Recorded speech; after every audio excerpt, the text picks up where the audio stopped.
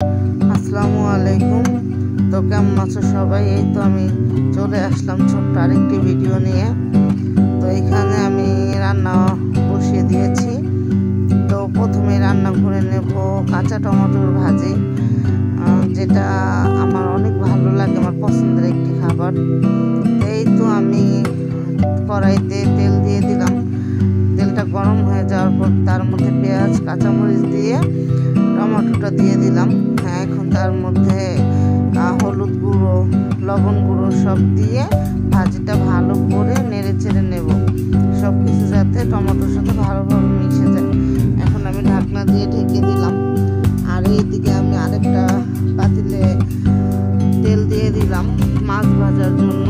মাছে হলুদ লবণ মরিচ গুঁড়ো মাখিয়ে নিয়েছি। এই তো আমার তেলটা গরম হয়ে গেছে, এর মধ্যে আমি এক এক করে মাছ দিয়ে দিলাম। এখন মাছটা আমি উল্টে ভালো মতো দোনো পাশ ভেজে নেব, যাতে মাছটা দোনো পাশে ভালোভাবে হয়ে যায়।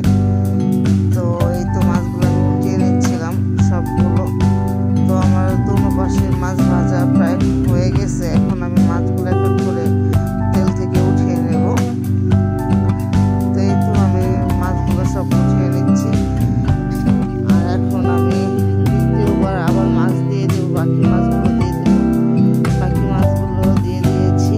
এখন ওইগুলো আমি উল্টিয়ে নেব ভালোভাবে। আর এদিকে আমার ভাজিটা কত দূর হলো, তো ঢাকনাটা খুলে দেখে নিলাম। তো ভাজিটা আমার হয়ে গেছে। এই জন্য শেষে ধনে পাতা দিয়ে আমি ভাজিটা হালকা নাড়াচাড়া করে ভাজিটা নামিয়ে নেব। আর এদিকে আমার মাছও ভালোভাবে ভাজা হয়ে গেছে। মাছগুলো আমি তুলে নেব। সবগুলো মাছ তুলে নেওয়ার পর এখন আমি কড়াইতে সামান্য একটু তেল দিয়ে দেব। আর তেলের মধ্যে দিয়ে দিলাম পেঁয়াজ কাঁচামরিচ দিয়ে। এখন পেঁয়াজ কাঁচামরিচটা হালকা একটু ভেজে নেব, যাতে একটু নরম হয়ে যায়। পেঁয়াজটা নরম হয়ে তরকারিটা করবো। তারপরে এর মধ্যে আদা রসুন বাটা দিয়ে দিলাম।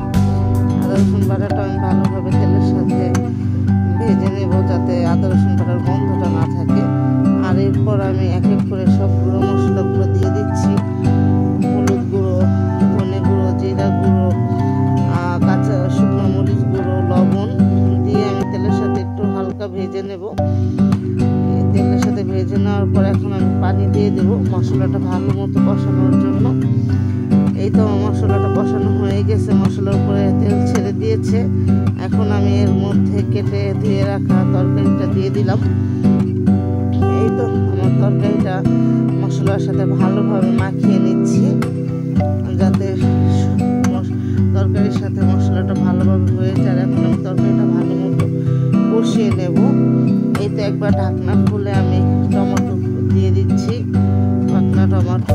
এই তো আমার তরকারিটা অলমোস্ট সিদ্ধ হয়ে গেছে, হাফ সিদ্ধ হয়ে গেছে। এখন ভালো মতো আমি নেড়ে চেড়ে এর মধ্যে পানি দিয়ে দেব, যাতে তরকারিটা ভালো মতো সিদ্ধ হয়ে যায়। আর পানিটা ফুটে গেলেই আমি এর মধ্যে মাছ দিয়ে দেব। পানিটা গরম হওয়ার জন্য আমি ঢাকনা দিয়ে ঢেকে দিলাম। এই তো আমার ঝোলটা ফুটে গেছে। এর মধ্যে আমি আগে থেকে ভেজে রাখা মাছগুলো দিয়ে দিলাম। মাছগুলো দিয়ে খানিকক্ষণ ঝোলটা ফুটিয়ে তারপর আমি তরকারিটা নামিয়ে নেব। এই তো তরকারিটা আমার হয়ে গেছে। এই জন্য এর উপরে ধনে পাতা দিয়ে আমি তরকারিটা হালকা নেড়ে নামিয়ে নিলাম। আর এখন আমি সবজি বসাবো। এই তো এর জন্য কড়াইতে আমি তেল দিয়ে দিছি। তেলটা গরম হওয়ার পর আমি পেঁয়াজ কাঁচামরিচ দিয়ে পেঁয়াজ কাঁচামরিচটা নেড়ে নিচ্ছি। এর মধ্যে দিয়ে দিলাম আমি আদা বাটা। এটা বলার কিছুই নেই, সবাই যেভাবে রান্না করে আমি ওইভাবেই রান্না করি। আলাদা কোনোভাবেই বিশেষভাবে রান্না করি না আমি, বা আমি সেভাবে রান্না করতে পারি না। এই তো পেঁয়াজ কাঁচামরিচের মধ্যে আমি সমস্ত গুঁড়ো মশলা দিয়ে দিলাম। হলুদ গুঁড়ো মরিচ গুঁড়ো ধনে গুঁড়ো লবণ ইত্যাদি দিয়ে মশলাটা ভালো মতো কষিয়ে নিয়েছি। মশলা থেকে যখন তেল ছেড়ে দিয়েছে তখন আমি এর মধ্যে দিয়ে দিলাম কেটে দিয়ে রাখা সবজিগুলো। আর ভালো মতো নেড়ে চেড়ে ঢাকনা দিয়ে দিলাম।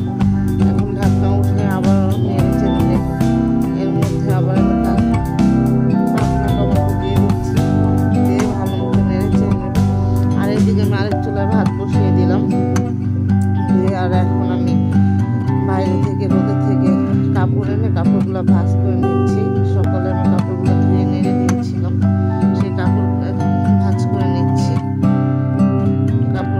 কাজ হয়ে গেছে আমার। কাপড়গুলো ভাঁজ করে আমি কাপড়গুলো রেখে দিলাম। আর এইদিকে আমার ঘরের সমস্ত কাজও আমি সেরে নিয়েছি। ঘর দুয়ার মোটামুটি ভালো করে পরিষ্কার করে আমি ঝাড়ু দিয়ে নিয়েছি।